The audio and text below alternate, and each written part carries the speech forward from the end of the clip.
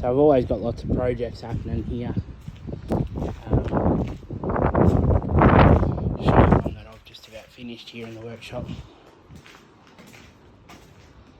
And that's on our RTV molly. So actually made up some extenders for the sides, for the back of it.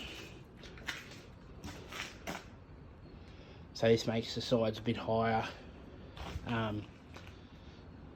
So this is out of steel, which I've welded up, painted up, and then this is marine ply, all bolted in, and it just sits in the factory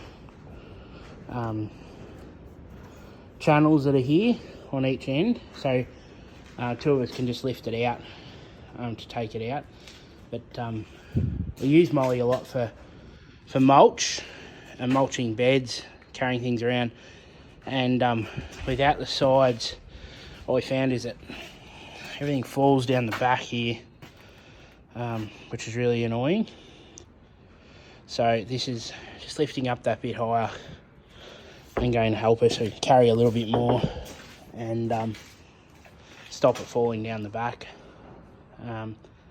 So for those that don't know Molly, she's a Kubota 4-wheel drive diesel.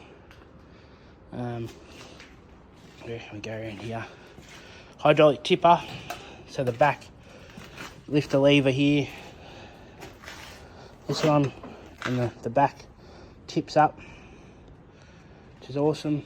2 seats, full automatic, very easy to drive, power steering, 4-wheel drive. It's got diff locks as well. Really secure roll cage on it, and yeah, it's a great machine. I'll put some lights on it and a tow bar at the front to move trailers around.